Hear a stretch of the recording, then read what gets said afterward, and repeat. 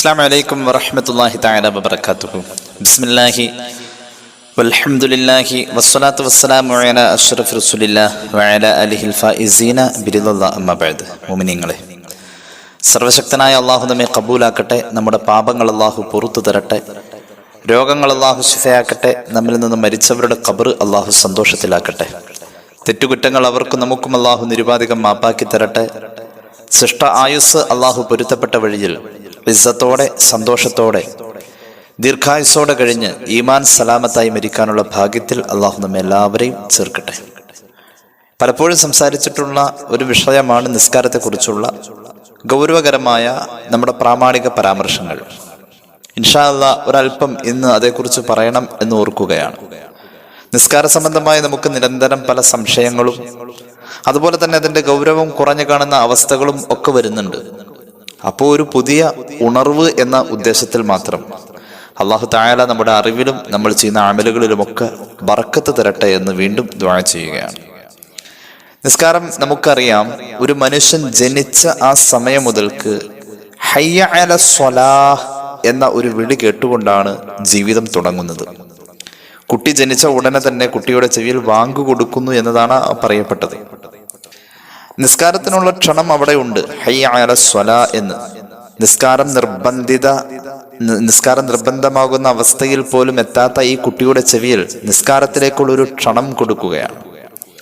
എന്നാൽ നമ്മൾ മരിച്ചു കഴിഞ്ഞാലും നമ്മളുടെ പേരിൽ ആ നിസ്കാരം നടക്കുക, അതായത് നമ്മുടെ മയ്യത്ത് നിസ്കാരം. അപ്പൊ ജീവിതം എന്ന് പറയുന്നത് വാങ്ക് വിളിച്ച് നിസ്കാരത്തിലേക്ക് ക്ഷണിച്ചുകൊണ്ടും എന്നിട്ടോ ക്ഷണിക്കാതെ വന്നു ചേർന്നുകൊണ്ട് പലരാൽ നിസ്കരിക്കുന്ന നിസ്കാരം കൊണ്ടും ജീവിതം അതിര് പങ്കിടുകയാണ്. മയ്യത്ത് നിസ്കാരം എന്ന നിസ്കാരവും നിസ്കാരത്തിലേക്കുള്ള ക്ഷണം എന്ന ജനിച്ച ഉടനെയുള്ള വാങ്കും അതിൻ്റെ ഇടയിൽ സംഭവിക്കുന്ന ഒരു ചെറിയ കാലയളവാണ് ഒരാളുടെ ജീവിതം. അത് മുഴുവനും നിസ്കാരവുമായി ബന്ധപ്പെട്ട് നിൽക്കുന്നു. നിസ്കാരത്തെക്കുറിച്ചുള്ള നമ്മുടെ മതത്തിന്റെ കാഴ്ചപ്പാട് വല്ലാതെ അതിര് കടന്നു നിൽക്കുകയാണ്. അത്രത്തോളം ഗൗരവമാണ് നിസ്കാരം. പരിശുദ്ധ ഖുർആൻ നമുക്ക് കാണാം, നിസ്കാരത്തെക്കുറിച്ച് വളരെ പ്രധാനമായ പരാമർശം നടത്തിയിട്ടുള്ളത് ഏകദേശം 55 സ്ഥലങ്ങളിലാണ്. ഏറ്റവും പ്രധാനപ്പെട്ട പരാമർശം നിസ്കാരത്തെക്കുറിച്ച് ഖുർആൻ സൂചിപ്പിക്കുന്നത് ഏകദേശം 55 സ്ഥലങ്ങളിലാണ്. അള്ളാഹുവിന്റെ ഖുർആൻ തന്നെ പറയുന്നത് നോക്കൂ, فأقيموا الصلاة إن الصلاة كانت على المؤمنين كتابا موقوتا എന്ന്. തീർച്ചയായും ഈ ആയത്ത് ഓരോരുത്തരുടെയും ജീവിതത്തിൽ വലിയ ധ്വനിയാണ് സൃഷ്ടിക്കുന്നത്. നിങ്ങൾ നിസ്കാരത്തെ കൃത്യമായി അതിന്റെ അർഹതപ്പെട്ട സമയത്തിൽ തന്നെ നിലനിർത്തുവാൻ ശ്രദ്ധിക്കണം എന്ന് പരിശുദ്ധ ഖുർആൻ. കാരണം തീർച്ചയായും നിസ്കാരം എന്നത് കാനത്ത് അലൽ മുഅ്മിനീൻ, മുഅ്മിനീങ്ങൾക്കത് ബാധ്യതയാണ്. കിതാബൻ, നിർബന്ധിത ബാധ്യതയാണ്. മൗഖൂത്തൻ, നിശ്ചയിക്കപ്പെട്ട സമയത്തിൽ നിർവഹിക്കുക എന്ന നിർബന്ധിത ബാധ്യതയാണ് നിസ്കാരം. അപ്പൊ നിസ്കരിച്ചാൽ പോരാ, അതിനുവേണ്ടി നിശ്ചയിക്കപ്പെട്ട സമയത്ത് തന്നെ നിർവഹിക്കണം എന്നുള്ളതാണ് ഖുർആൻ ഈ ആയത്തിലൂടെ പറഞ്ഞിരിക്കുന്നത്. നമുക്കൊരു സ്വഭാവമുണ്ട്, നമ്മുടെ എല്ലാ തിരക്കും കഴിഞ്ഞിട്ടാണ് നിസ്കാരത്തിലേക്ക് ആലോചിക്കുക എന്നുള്ളത്. അങ്ങനെയല്ല വേണ്ടത്.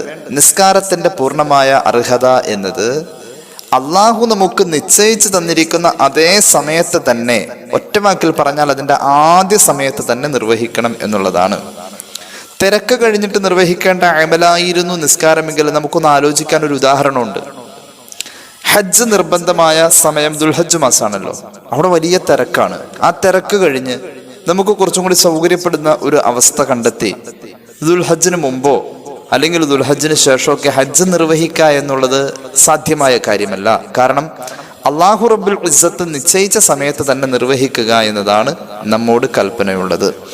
അപ്പോ അല്ലാഹു റബ്ബുൽ ഇസ്സത്ത് അത്രയും പ്രാധാന്യം സമയം നിശ്ചയിച്ച് വെച്ച് നിർബന്ധമായി നിർവഹിക്കണമെന്ന നിർദ്ദേശവും മുന്നിൽ വെച്ച് നമ്മെ ഏൽപ്പിച്ചിരിക്കുന്ന ഏറ്റവും വലിയൊരു അമാനത്താണ് നമ്മുടെ നിസ്കാരം.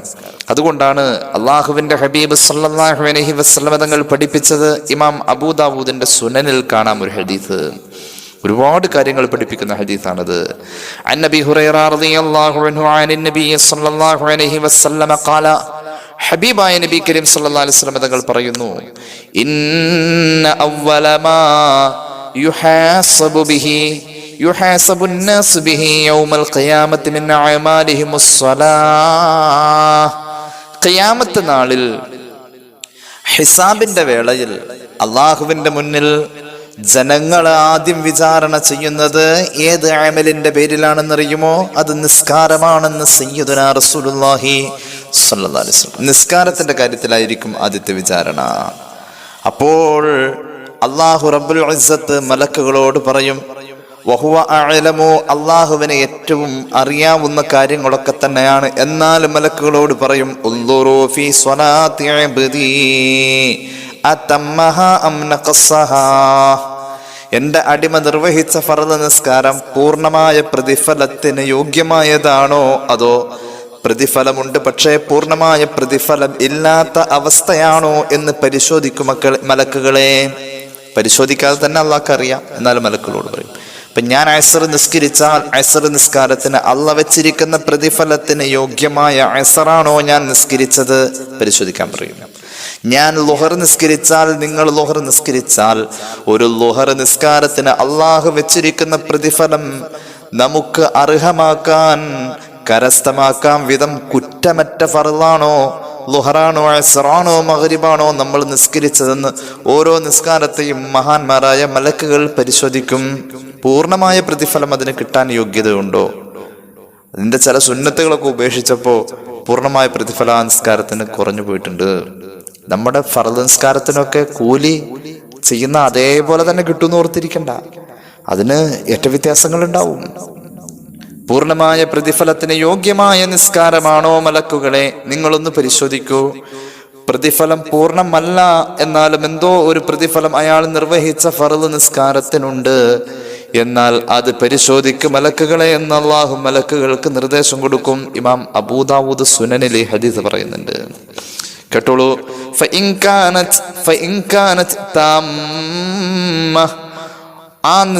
ആ നിർവഹിച്ച നിസ്കാരം, ആ ഫർള് നിസ്കാരം അത് പൂർണ്ണമായ പ്രതിഫലം ഉള്ളതാണ് എങ്കിൽ പൂർണ്ണമായ പ്രതിഫലത്തിലേക്ക് അതിനെ ചേർക്കും. ഇനി കേട്ടോളൂ, വഇൻകാന തഖസ മിൻഹാ ശൈആ, നമ്മൾ നിർവഹിച്ച ഫർള് നിസ്കാരത്തിന് പ്രതിഫലം പൂർണ്ണമല്ല. സുജൂദിന്റെ വിഷയത്തിൽ വന്നപ്പോൾ ഒരൽപ്പം പ്രതിഫലം അവിടെ പോയിട്ടുണ്ട്. റുക്കൂഇന്റെ കാര്യം പരിശോധിച്ചപ്പോൾ അവിടെ ചെറിയ പോയിന്റുകൾ മാറ്റം വന്നിട്ടുണ്ട്. അങ്ങനെ നോക്കുമ്പോൾ ടോട്ടൽ ആ നിസ്കാരത്തെ പരിഗണിച്ചപ്പോൾ പ്രതിഫലം, ആ നിസ്കാരത്തിന് അള്ളാഹ് നിശ്ചയിച്ച പ്രതിഫലം എത്തിക്കാൻ നമ്മെ കൊണ്ട് പറ്റിയിട്ടില്ല. അപ്പൊ അള്ളാഹു പറയും, അള്ളാഹു കാരുണ്യവാനായ അള്ളാഹു പറയും, മലക്കുകളെ ഉൻദുറൂ ലി അബ്ദി മിൻ തതവ്വു, എന്റെ അടിമയുടെ, എന്റെ ഇഷ്ടദാസന്റെ ആ ഫർദ് നിസ്കാരത്തിന് പ്രതിഫലം പൂർണ്ണമല്ല എങ്കിൽ അവൻ അതിന്റെ കൂടെ തന്നെ നിസ്കരിച്ച റവാത്തിബ് സുന്നത്തുകൾ ഉണ്ടാവും. ഇശാ നിസ്കരിക്കുന്നതിന് മുമ്പ് നിസ്കരിച്ച 2 റക്അത്ത് റവാത്തിബ്, സുബഹിയുടെ മുമ്പുള്ള 2 റക്അത്ത് സുന്നത്ത്, ആ റവാത്തിബ് സുന്നത്തുകൾ അവൻ ആ നിസ്കാരത്തിന്റെ കൂടെ നിർവഹിച്ചിട്ടുണ്ടോ മലക്കുകളെ എന്ന് ചോദിക്കും. ഉണ്ടെങ്കിൽ അത് നോക്കൂ. ഉണ്ടെങ്കിൽ ആ റവാത്തിബിന്റെ പ്രതിഫലം ചേർത്ത് ഈ ഫർള് പൂർണ്ണമാക്കണേ എന്ന് അല്ലാഹു പറയും എന്ന് സയ്യിദുനാ റസൂലുള്ളാഹി. സുമ്മ തുഖദുൽ അഅമാലു അലാ ദാക്കും, ഈ ക്രമത്തിലാണ് പിന്നെ ഓരോ അമലുകളെയും അല്ലാഹു പരിഗണിക്കാ. സകാത്തിനെ പരിഗണിക്കും, വിടവുകളും കുറവുകളും. സകാത്തിന്റെ നിയ്യത്തിലോ ഇഖ്ലാസിലോ ഒക്കെ വീഴ്ച വന്നിട്ടുണ്ട് എങ്കിൽ സുന്നത്തായ സ്വതക്കകൾ അതിലേക്ക് ചേർക്കും. അതായത് ഈ ക്രമീകരണത്തിലാണ് പിന്നെ എല്ലാ അമലും വരാം. അപ്പൊ സുന്നത്തുകളെ നമുക്ക് ഉപേക്ഷിക്കാവതല്ല, സുന്നത്തുകളെ നമ്മൾ ഒഴിവാക്കാൻ പാടുള്ളതല്ല. നമുക്കൊരു ധാരണയുണ്ട്, ഫർള് നിസ്കാരം ഖളാ ഉള്ളവരായിരിക്കും മിക്കവാറും ആളുകൾ. ഫർള് നിസ്കാരം ഖളാ ഉള്ളവൻ സുന്നത്ത് നിസ്കരിക്കൽ ഹറാമാണ്. അത് ശരിയാണ്. പക്ഷെ നിരുപാധികം സുന്നത്തുകൾ അങ്ങ് ഉപേക്ഷിച്ച് കളയരുത്. അതിന്റെ പേരിൽ ഫർളട്ട നിസ്കരിക്കണൂല, സുന്നത്ത് ആണെങ്കിൽ അതും നിസ്കരിക്കണില്ല, ഫർള് ഖളാ വീട്ടത് പരിഹരിക്കുന്നില്ല. എന്നിട്ട് ചോദിക്കും നമ്മള്, ഫർള് ഖളാ ആയവർ ളുഹാ നിസ്കരിക്കാൻ പറ്റുമോ, ഫർള് ഖളാ ആയവർ പെരുന്നാൾ നിസ്കരിക്കാൻ പറ്റുമോ, ഇതൊക്കെ ചോദിക്കുകയും ചെയ്യും. ഒരൽപ്പതയെ കുറിച്ച് പറയാം. ഫർള് ഖളാ ആയത് കാരണമില്ലാതെയാണ് എങ്കിൽ കേട്ടോളൂ, ഇസ്ലാമിക കർമ്മശാസ്ത്രം പറയുന്നു, നമ്മുടെ ഫർള് നിസ്കാരം ഖളാ ആയത് കാരണമില്ലാതെയാണ് എങ്കിൽ, കാരണം എന്ന് പറഞ്ഞാൽ ശറഅ് പറയുന്ന കാരണമായിരിക്കണം, അല്ലാതെ നമ്മൾ പറയുന്ന വീട് പാർക്കൽ ഒരു കാരണമല്ല. നമ്മൾ പറഞ്ഞു കല്യാണത്തിന് പോയത് ഒരു കാരണമല്ല. നമ്മൾ പറഞ്ഞു അള്ളാഹുവിന്റെ മുന്നിൽ പടച്ചോനെ ഞാൻ ടൂറ് പോയി, അതൊരു കാരണമല്ല.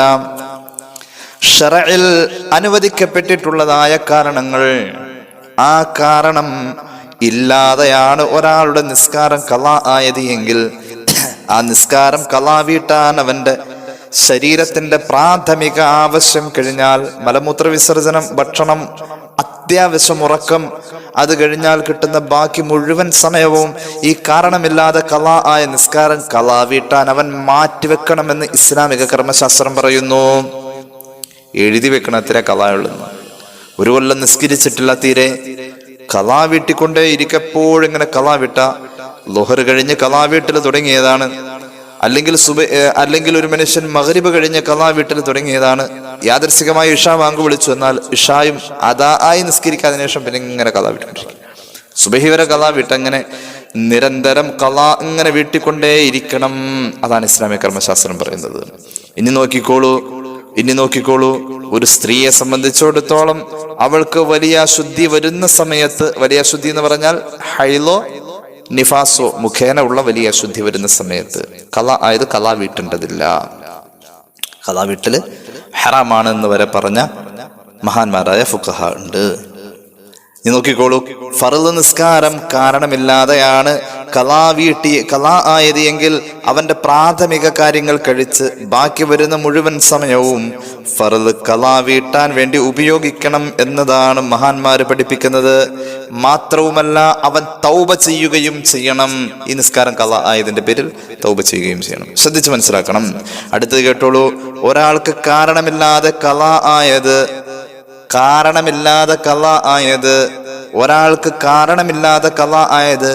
ഒരു 3 അസറാണ് എങ്കിൽ, അല്ലെങ്കിൽ 2 അസറാണ് എങ്കിൽ, നിലവിൽ ഇപ്പോൾ അവൻ ഫർള് നിസ്കരിക്കുന്നതിന് മുമ്പ് ആ കാരണമില്ലാത്തതിനെ ഖളാ വീട്ടണം. ഫർള് നിസ്കരിക്കുന്നതിന് മുമ്പായിട്ട് ഖളാ വീട്ടണം.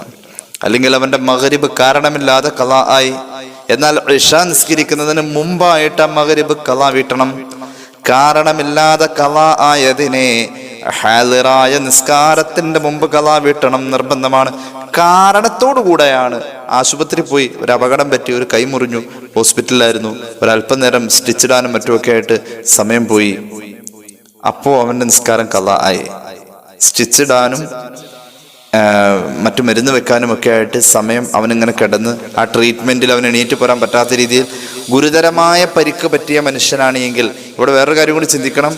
ആ നിസ്കാരം നിർവഹിക്കാൻ ഈ അപകടം പറ്റുന്നതിന് മുമ്പ് സന്ദർഭം ഉണ്ടായിട്ട് അവൻ നിസ്കരിക്കാത്തവനാണെങ്കിൽ അത് കാരണമില്ലാതെ ഖളാ ആയതാ. 2:50 ഒരാൾക്ക് വാഹനാപകടം ഉണ്ടാകുന്നത്, 3:50 വാങ്ക് വിളിക്കുന്നത്. 2:50 വാഹനാപകടം ഉണ്ടായ ആളെ ആശുപത്രി കൊണ്ടുപോയി അഡ്മിറ്റ് ചെയ്ത് 4 മണിയായപ്പോഴേക്കാണ് അവൻ മരുന്നൊക്കെ വെച്ച് പുറത്തിറങ്ങിയത്. ഈ 2:50 വരെ അവൻ ളുഹർ നിസ്കരിക്കാതിരുന്നത് കാരണമില്ലാതെ ഖളാ ആക്കിയ അടിസ്ഥാനത്തിൽ അവനെതിരെ ശിക്ഷയുണ്ട്.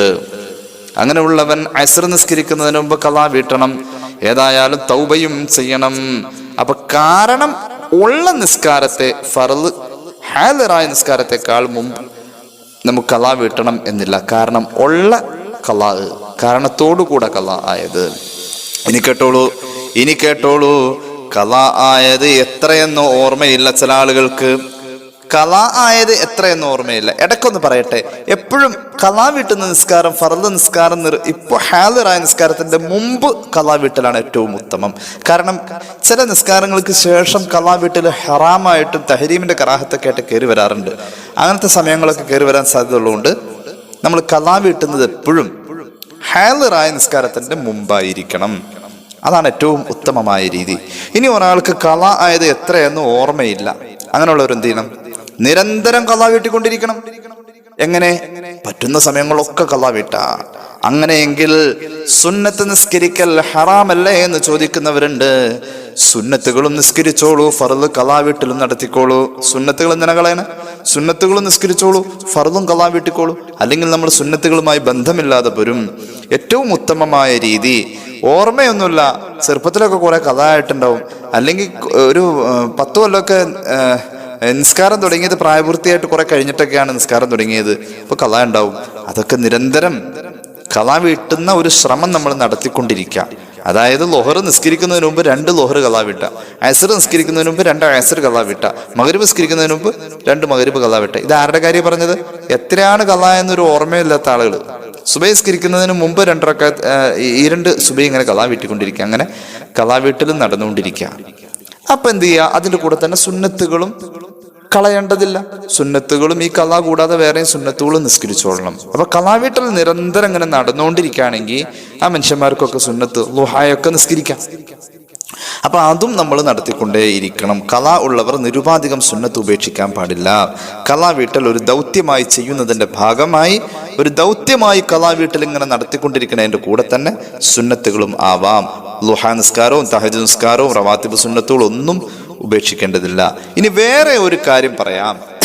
മഹാന്മാരായ ഫുഖഹാ പറയുന്നുണ്ട്, ഒരു മനുഷ്യൻ ഇശാ മഗ്രിബിന്റെ ഇടയിലെ സമയം എങ്ങനെ ചെലവ് ചെയ്യണം എന്നതിനെ കുറിച്ച് യാനത്ത് പോലെയുള്ള കിതാബിൽ പറയുന്നുണ്ട്. ഇശാ മഗ്രിബിന്റെ ഇടയിലുള്ള സമയത്തെ നിസ്കരിച്ചുകൊണ്ട് ഒരാൾ ആ സമയത്തെ പൂർത്തീകരിക്കുക. മഗ്രിബ് കഴിഞ്ഞാൽ നിസ്കാരങ്ങൾ എങ്ങനെ നിർവഹിച്ച് ഇശ വരെ അവൻ നിസ്കരിച്ചുകൊണ്ടിരിക്കുക. അതാണ് ഏറ്റവും ഉത്തമം. ഇശാ മഗ്രിബിന്റെ ഇടയിൽ നിസ്കാരങ്ങൾ കൊണ്ട് ജോലിയാവലാണ് ഏറ്റവും ഉത്തമം, ഏറ്റവും അഫ്ളല്. അങ്ങനെ വരുമ്പോ ഒരാള് മഗ്രിബിന്റെയും ഇശായിന്റെയും ഇടയിലുള്ള മുഴുവൻ സമയവും മഗ്രിബിന്റെ ശേഷമുള്ള സുന്നത്ത് നിസ്കരിച്ചിട്ട് പിന്നെ ഖളാ വീട്ടിൽ അങ്ങോട്ട് തുടങ്ങി ഇശ വാങ്ക് വിളിക്കണവരെ, ആ മനുഷ്യൻ അവ്വാബിൻ നിസ്കാരം ഇശാ മഗ്രിബിന്റെ ഇടയിലാണല്ലോ, ഈ അവ്വാബിൻ നിസ്കരിച്ചതായിട്ട് പോലും ഈ ഫർള് ഖളാ വീട്ടലിനെ അള്ളാഹു പരിഗണിക്കുമെന്ന് മഹാന്മാരായ ഫുഖഹാ പറയുന്നുണ്ട്. ഒന്നുകൂടി പറയാം. മഗ്രിബ് കഴിഞ്ഞാൽ ഇശ വരെ നിസ്കാരത്തിലായിക്കൊണ്ടേയിരിക്കുക എന്നത് വളരെ അഫ്ളലായ ഒരു പുണ്യമാണ്. അപ്പൊ ഒരാള് മഗ്രിബിന്റെ ഇശാന്റെ ഇടയിൽ ഖളാ വീട്ടലാണ് എങ്കിൽ ഏറ്റവും നല്ല കാര്യമാണത്. ഇശാ മഗ്രിബിന്റെ ഇടയിൽ മഗ്രിബ് മുതൽ ഇശ വരെ ഇങ്ങനെ ഖളാ വീട്ടുന്നതൊക്കെ ഫർള് നിസ്കാരാണ് കേട്ടോ. ഫർള് നിസ്കാരത്തിൽ ഖളാ വീട്ടാൻ ഫർളിന്റെ എല്ലാ മാനദണ്ഡങ്ങളും പാലിച്ചു തന്നെ വേണം. നിന്ന് നിസ്കരിക്കാൻ കഴിവുള്ളവൻ നിന്ന് തന്നെ നിസ്കരിക്കണം എന്ന് പറഞ്ഞ സാധാ ഫർളിന്റെ എല്ലാ മാനദണ്ഡങ്ങളും അതിലുണ്ട്. അത് പൂർത്തീകരിച്ചുകൊണ്ട് ഒരാള് അങ്ങനെ ഫർള് ഖളാ വീട്ട മഗ്രിബ് ടു ഇശ വരെ. അപ്പൊ അതിൻ്റെ ഇടയിൽ അവന് അവ്വാബി നിസ്കരിക്കാൻ പറ്റാതെ പോയാൽ തന്നെയും ഈ ഫർളുകൾ ഖളാ വീട്ടിയോടുത്ത അവ്വാബീനെയും പരിഗണിക്കും എന്നും മഹാന്മാരായ ഫുഖഹാ പറയുന്നുണ്ട്. ഈ വിഷയം അവ്വാബി നിസ്കാരവുമായി ബന്ധപ്പെട്ടിട്ടുള്ള നമ്മുടെ പഴയ ഒരു ക്ലാസ്സിൽ പറഞ്ഞു പോയിട്ടുണ്ട്. ഇനി നോക്കിക്കോളൂ. അങ്ങനെ ഒരു മനുഷ്യൻ ഫർള് ഖളാ വീട്ടാൻ തന്നെ അങ്ങ് തീരുമാനിച്ചിറങ്ങിയാൽ അതൊരു ദൗത്യമായി അയാൾ ഏറ്റെടുക്കുന്നിടത്തോളം കാലം അവന് മറ്റു സുന്നത്തുകൾ നിസ്കരിക്കുന്നതിൽ ഒരു വിരോധവുമില്ല.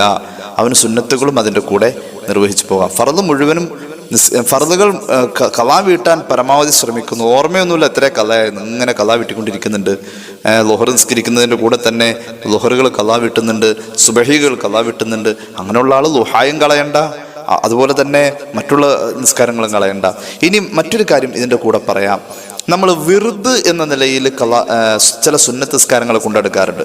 ഒരു ഉദാഹരണം പറയാം. തഹജ്ജുദ് നിസ്കാരം ഒരാൾക്ക് പതിവാകുന്ന അമലുകൾക്ക് മുഴുവനും വിർദ് എന്ന് പറയും. വിർദ് ഔറാദ് എന്ന രീതിയിൽ പരിഗണിക്കപ്പെടും. ഒരാൾക്ക് തഹജ്ജുദ് നിസ്കാരം ഉണ്ട്. ഇപ്പൊ 10-25 കൊല്ലമായിട്ട് തഹജ്ജുദ് നിസ്കാരം എനിക്ക് മുടങ്ങിയിട്ടില്ല ഉസ്താദ് എന്ന് പറയുന്ന ഒരുപാട് ആളുകൾ അറിയാം. ഒരു 50 കൊല്ലമായിട്ട് തഹജ്ജുദ് മുടങ്ങിയിട്ടില്ല, 30 കൊല്ലമായിട്ട് തഹജ്ജുദ് മുടങ്ങിയിട്ടില്ല.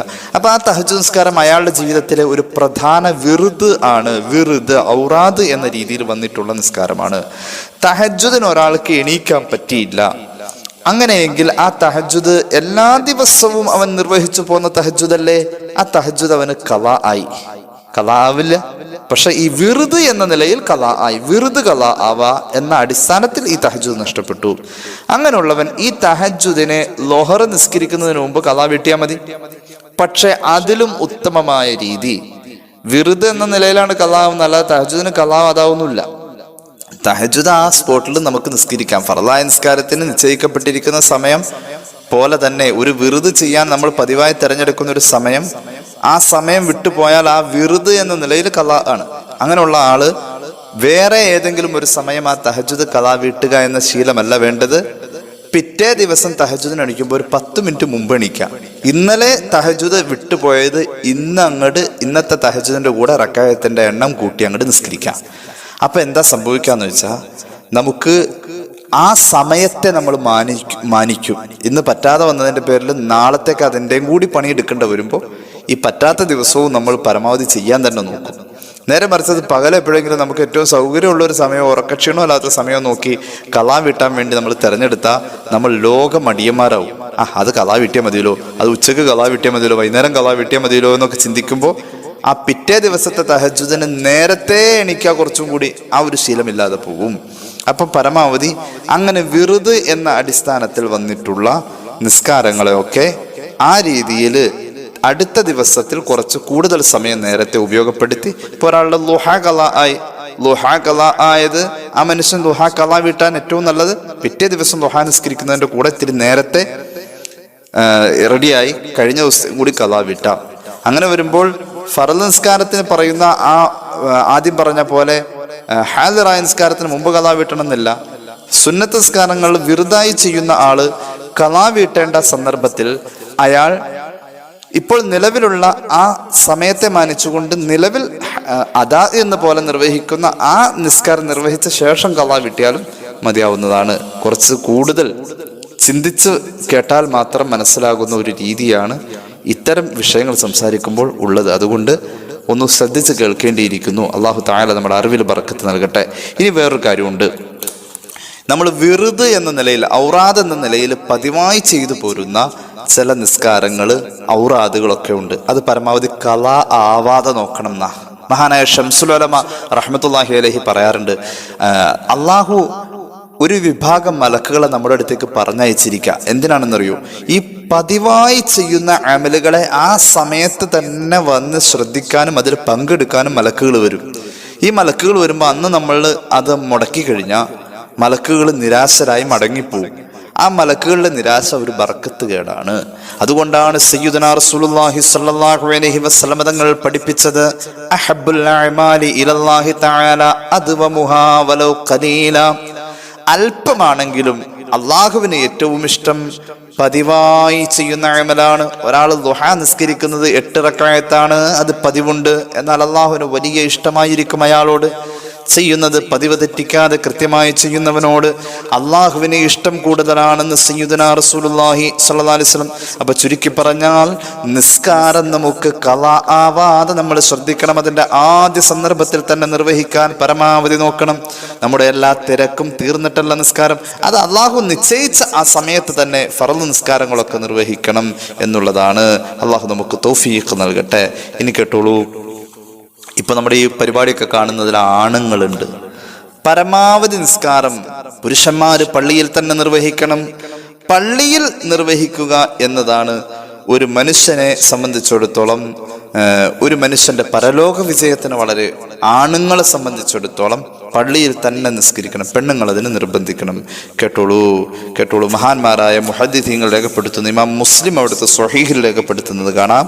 അൻ അബിൽ അഹ്വസ് അൻ അബ്ദില്ലാഹ് قال من سره أن يلقى الله غدا مسلما فليحافظ على هؤلاء الصلوات حيث ينادى بهن. ആരെങ്കിലും ആഖിറം രക്ഷപ്പെടണം എന്ന ആഗ്രഹമുണ്ടെങ്കിൽ ശരിക്കും ശ്രദ്ധിച്ച് നിസ്കാരങ്ങളെ കൈകാര്യം ചെയ്താൽ മതി. അത് അള്ളാഹു വളരെ ഇഷ്ടപ്പെടുന്ന കാര്യമാണത്രേ. ഫഇന്നല്ലാഹ ശറഅ ലനബിയിക്കും സുനനൽ ഹുദാ വ ഇന്നഹുന്ന മിൻ സുനനിൽ ഹുദാ വലൗ അന്നക്കും സല്ലൈതും ഫീ ബുയൂതിക്കും കമാ യുസല്ലി ഹാദൽ മുതഖല്ലിഫു ഫീ ബൈതിഹി ലതറക്തും സുന്നത നബിയിക്കും. അള്ളാഹുവിന്റെ ഹബീബ് സല്ലല്ലാഹു അലൈഹി വസല്ലം തങ്ങളുടെ ഒരു പ്രധാന സുന്നത്തായി തന്നെ ജമാഅത്തിന് പള്ളിയിൽ പോവുക എന്നത് പുരുഷന്മാർ ഏറ്റെടുക്കണം. അവർ പരമാവധി അങ്ങനെ തന്നെ ചെയ്യണം. ഒരാൾ അലസനായി തൻ്റെ വീട് മാത്രം ഉപയോഗപ്പെടുത്തുന്ന ആ രീതി വന്നു കഴിഞ്ഞാൽ ഒരു പ്രധാന സുന്നത്തിനെയാണ് അള്ളാഹുവിന്റെ ഹബീബ് സല്ലല്ലാഹു അലൈഹി വസല്ലം തങ്ങളുടെ ഒരു പ്രധാന സുന്നത്തിനെയാണ് ആ മനുഷ്യൻ ഉപേക്ഷിക്കുന്നത് എന്ന് മഹാന്മാരായ സ്വഹാബത്ത് പഠിപ്പിക്കുകയാണ്. ഇത് ഹദീസാണ്. എന്നിട്ടോ ഒരു മനുഷ്യൻ പള്ളിയിലേക്ക് നടന്നാണ് പോകുന്നത് എങ്കിൽ, ആണുങ്ങളെ സംബന്ധിച്ചിടത്തോളം അവർ നടന്നാണ് പോകുന്നതെങ്കിൽ, നടക്കാനുള്ള ദൂരമുള്ളെങ്കിൽ പരമാവധി നടന്നു തന്നെ പോവാ. ഇല്ലാ കതബല്ലാഹു ലഹു ബിഹി ബികുല്ലി ഖത്വത്തിൻ യഖ്തൂഹാ ഹസന. അവൻ ചവിട്ടിപ്പോകുന്ന ഓരോ കാൽപാദത്തെയും അള്ളാഹു ഒരു നന്മയായി രേഖപ്പെടുത്തും എന്ന് പുണ്യ നബി സല്ലല്ലാഹു അലൈഹി വസല്ലം പഠിപ്പിച്ചതായി സ്വഹാബികൾ പറയുകയാണ്. അവന്റെ പരലോകത്ത് അള്ളാഹു തആല പദവി ഏറ്റിക്കൊടുക്കുമത്രേ. അതുപോലെ അവന്റെ പാപങ്ങൾ അള്ളാഹു തആല പുറത്തു കൊടുക്കും, നന്മകൾ രേഖപ്പെടുത്തും. ഈ രീതിയിൽ ഇനി കേട്ടോളൂ വമാ യതഖല്ലഫു അൻഹാ, പള്ളിയിൽ പോയി നിസ്കരിക്കാൻ മടി കാണിക്കുന്നത് മിക്കവാറും ഒരു തിരക്കുല, ഒരു കാര്യമില്ല, കാരണമല്ല, പള്ളിയിലേക്ക് പോകാൻ ഒരു മടി എന്ന നിസ്കാരം ഉണ്ട്. മുനാഫിഖിന്റെ അടയാളമാണത്രേ മഅലൂമുൻ നിഫാഖ്. അള്ളാഹു കാത്ത് രക്ഷിക്കുമാറാവട്ടെ. അള്ളാഹു നമുക്ക് തൗഫീഖ് നൽകട്ടെ. നമ്മുടെ കൂട്ടത്തിൽ കുടുംബത്തിലുള്ള പുരുഷന്മാരും പ്രായപൂർത്തിയായ ആൺകുട്ടികളും മുതിർന്ന ആൺകുട്ടികളും പള്ളിയിൽ തന്നെ പോയി നിസ്കരിക്കാൻ സഹോദരിമാർ പ്രത്യേകം ശ്രദ്ധിക്കണം.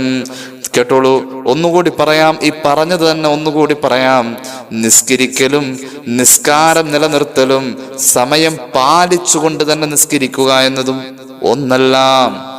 എപ്പോഴേലും നിസ്കരിച്ചാൽ പറ്റില്ല. നിസ്കരിക്കലും നിസ്കാരം സമയം നിലനിർത്തി അത് സമയം പാലിച്ച് നിലനിർത്തി കൊണ്ടുപോകലും ഒന്നല്ല. ചില ആൾക്കാര് ഒരു സമയത്ത് ഇപ്പൊ ഒരു പരിപാടി ഉണ്ട്, അവിടെ വന്നപ്പോ എല്ലാവരും അസ്ർ നിസ്കരിക്കണം, അപ്പൊ മൂപ്പരും കയറി അസ്ർ നിസ്കരിച്ചു. മഗ്രിബ് ആയപ്പോ എല്ലാവരും അവിടുന്ന് പിരിഞ്ഞു പോയി, അപ്പൊ മൂപ്പരും പോയി, പിന്നെ നിസ്കരിച്ചില്ല. തോന്നുമ്പോ നിസ്കരിക്കുക, നിലനിർത്തി കൊണ്ടുപോകുന്നില്ല. ഈ തോന്നുമ്പോൾ നിസ്കരിക്കുന്നതും നിലനിർത്തി കൊണ്ടുപോകുന്നതും രണ്ടാണെന്ന് മനസ്സിലാക്കണം. ഇനിയോ നിസ്കാരം ഉണ്ടോ ഒരാൾക്ക് എല്ലാ വക്കത്തും നിസ്കരിക്കും, അത് ഏതെങ്കിലും ഒരു നേരത്തെ നിസ്കരിക്കാം, പക്ഷെ ഏതെങ്കിലും നേരത്തെ പറ്റില്ല. അതിൻ്റെ ആദ്യ സമയത്തിൽ തന്നെ പരമാവധി നിസ്കരിക്കേണ്ടതാണ്. അത് അള്ളാഹു വെച്ചിരിക്കുന്ന ഒരു സമയമാണ്. ഈ സമയം പാലിക്കുക എന്നതിനാണ് ഖുർആൻ ഏറ്റവും കൂടുതൽ പ്രാധാന്യം കൊടുത്തിട്ടുള്ളത്. നമുക്ക് ഈ സമയം പാലിച്ച് നിസ്കരിച്ചു കഴിഞ്ഞാൽ കിട്ടുന്ന നേട്ടം എന്തെന്ന് വെച്ചാൽ ഇരുലോക വിജയം അള്ളാഹു നമുക്ക് നൽകും. ഇരുലോക വിജയം നൽകും. 2 ലോക വിജയവും അള്ളാഹു നമുക്ക് നൽകും. കേട്ടോളൂ, പരിശുദ്ധ ഖുർആൻ മഹാനായ സക്കരിയ നബി അലൈഹിസ്സലാത്തു വസ്സലാമിന്റെ ജീവിതം ഉദ്ധരിക്കുന്നു. ആ മഹാൻ എങ്ങനെയാ നിസ്കരിച്ചതെന്നറിയുമോ? وَنَادَتْهُ الْمَلَائِكَةُ وَهُوَ قَائِمٌ يُصَلِّي فِي الْمِحْرَابِ أَنَّ اللَّهَ يُبَشِّرُكَ بِيَحْيَى مُصَدِّقًا بِكَلِمَةٍ مِّنَ اللَّهِ وَسَيِّدًا وَحَصُورًا وَنَبِيًّا مِّنَ الصَّالِحِينَ. 97 വയസ്സായിട്ടും കുട്ടിയില്ല. 97 വയസ്സായിട്ടും സക്കരിയ നബിക്ക് കുട്ടികളില്ല. മഹാനവറുകൾ വലിയ നിസ്കാരക്കാരനായിരുന്നു. നിസ്കരിച്ച അള്ളാഹു ആ നേട്ടം കൊടുക്കുന്നത്. കേട്ടോളൂ, ഖുർആൻ പറയുന്നു, മക്കളില്ലാത്ത ആളുകൾക്ക് നിസ്കരിക്കാം, നിസ്കാരമല്ലെങ്കിലും വേണം. പക്ഷേ മക്കളില്ലാത്ത ആളുകൾ കൂടുതൽ സുന്നത്തുകളും മറ്റൊക്കെ കൂടുതൽ ചെയ്യാം. നിസ്കാരം കൊണ്ട് അള്ളാഹു 2 ലോകത്തിന്റെയും നേട്ടം കൊടുക്കും. ഖായിമുൻ യുസല്ലി ഫിൽ മിഹ്റാബ് അന്നല്ലാഹ യുബശ്ശിറുക ബിയഹ്യാ മുസദ്ദിഖൻ ബികലിമത്തിൻ മിനല്ലാഹി വസയ്യിദൻ വഹസൂറൻ വനബിയ്യൻ മിനസ് സ്വാലിഹീൻ.